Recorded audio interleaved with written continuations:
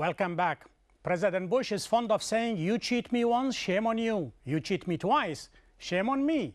But the Baker report says the U.S. intelligence community failed again to predict the menace and the impact of the Sunni insurgency and the Shiite militias. Why?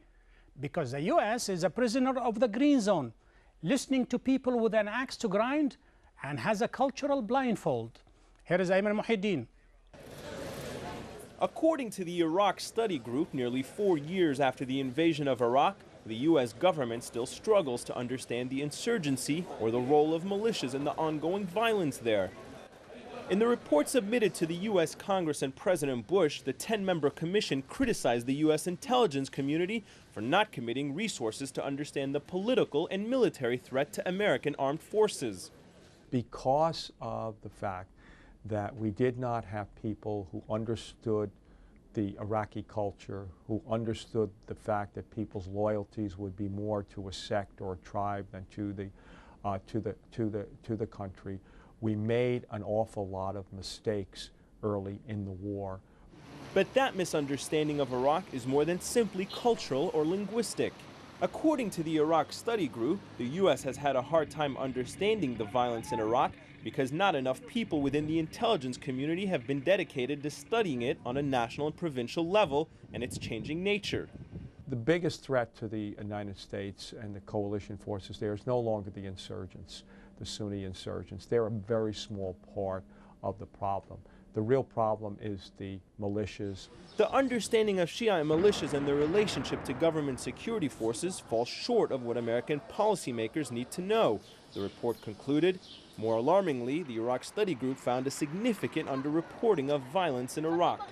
The Pentagon has good figures, they just won't release them. The publicly released figures always understate the damage, and because of that, the officials in Washington don't seem to be aware of how bad the situation is. A situation on the ground in Iraq that shows no end in the violence anytime soon.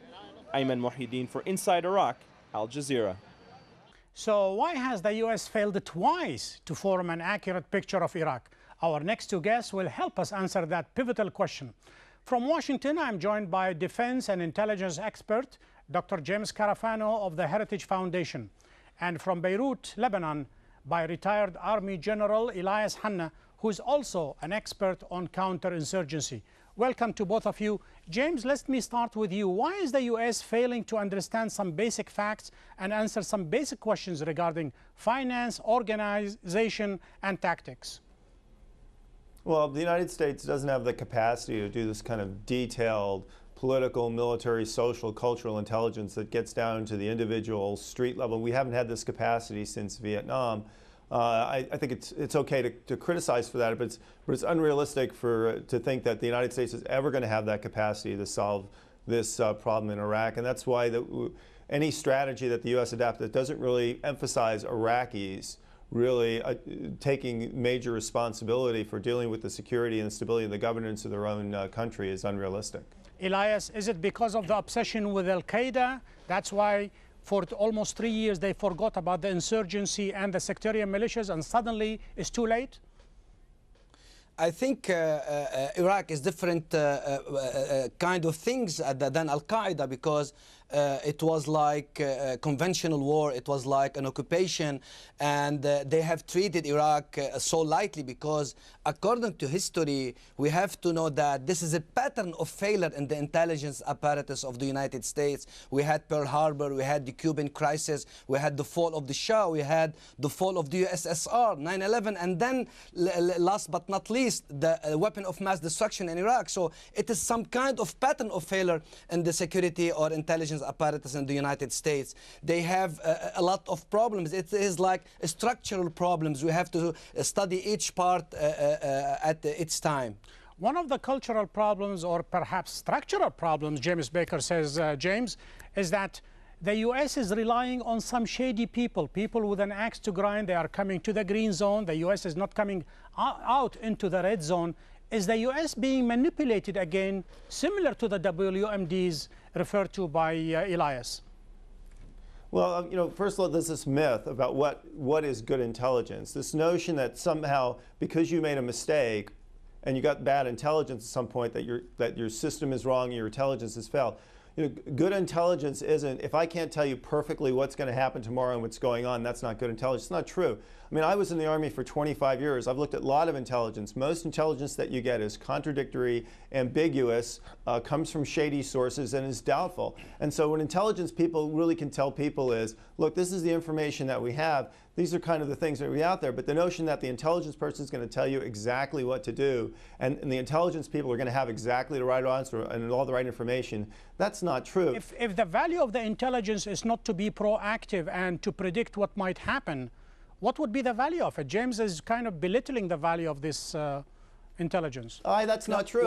I'm not belittling the value of intelligence. Nobody wants to go ignorant into the night, but the notion that somebody's going to give you a blueprint to tell you exactly how to deal with all the situations and that they're going to have clear and unambiguous black and white information is simply an unrealistic expectation of intelligence. Do you have a spin on it, Elias? Part of the... Yes, the problem with the American in Iraq is, I mean, how do you have a good information in order to implement it on the ground? There is a process for this. You have to collect the information first, and you have to analyze, and you have to assess, and then disseminate this information in order to be implemented. But the tactical intelligence for the Americans in Iraq, they don't work in a friendly environment and with a friendly populace, because really, if they do understand the cultural differences in Iraq, they are not adequate to deal with it, because all the security and intelligence apparatus of the United States were made for a Cold War era. Now it is the post-war, post-9/11 era. They are not adequate. The assets, the means, and the processes are not adequate for these kind of things. James? However, James, go ahead. Well, I don't disagree with any of that. We don't have a lot of Arabic speakers. We don't have a vast amount of intimate knowledge of the situation on the ground in Iraq, and that's why expecting the intelligence community to deliver that is unrealistic. Your strategy has to match to the realities on the ground. The reality is the United States is never going to be incredibly knowledgeable about the conditions inside Iraq, and the only solution that the United States can logically support is to promote solutions where Iraqis take responsibility for the security, Iraqis take responsibility for their governance. The United States cannot solve Iraq's problems for them. Okay. The strategy, I mean, when you have a wrong strategy, it doesn't matter if you have tactical successes on the ground. The Americans, they have wrong strategy in Iraq.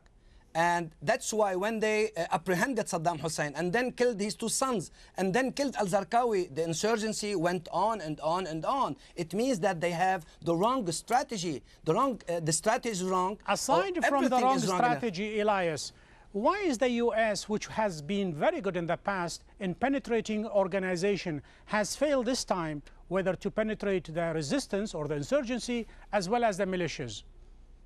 I mean, during the Cold War, it used to be like between state-nation. When you hire a minister in any country, you can have access to all kind of information. Now, if you want to go into the smallest cell, you have to be Iraqi, you have to be Muslim, you have to be either Sunni or Shia. This is difficult for the Americans to, go into the cells and get the tactical information. And this is a cultural problem in Iraq, because the enemy is different. So, and you are using with a new enemy old assets and old processes, and this is what is going on. Speaking of culture, in Iraq. Listen to this comment. This is a U.S. intelligence community analyst testifying before the ISG. Here is what he said.